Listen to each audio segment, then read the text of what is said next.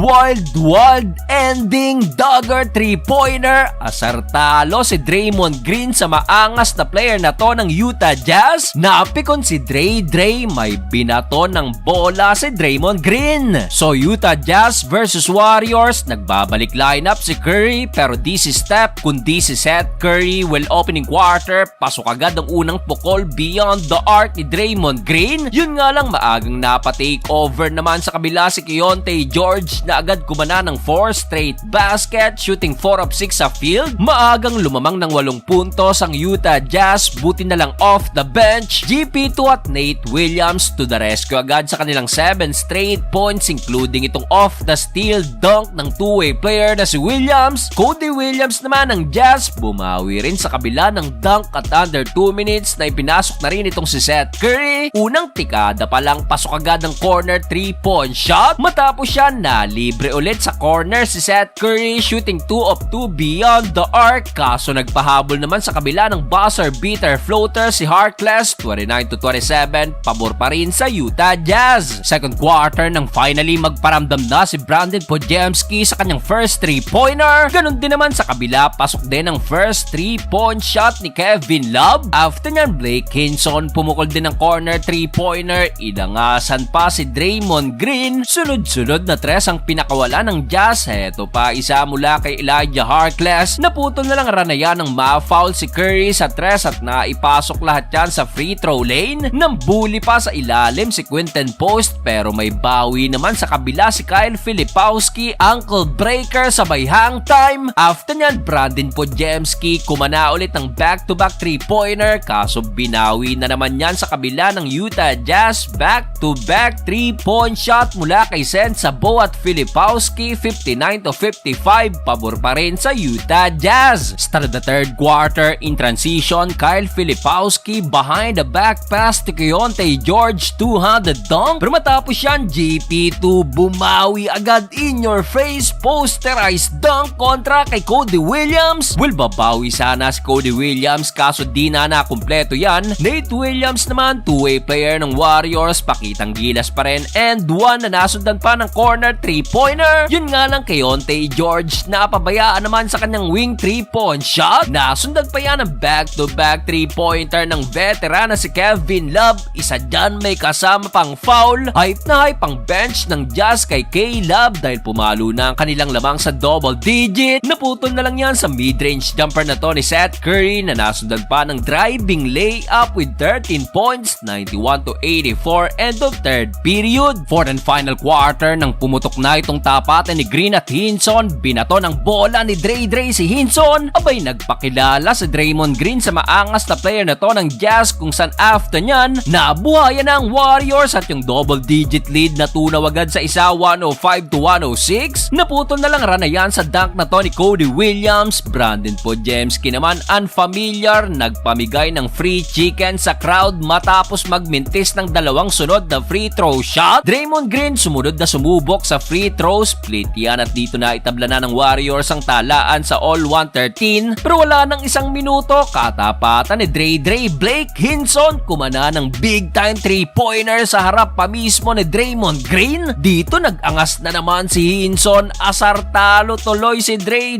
sa bench ng Jazz, 116-113. Umabot pa yan sa 117-113 at nakatres pa sa DeAnthony Melton, 116-117, pero sa huli, still panalo pa rin ng Utah Jazz.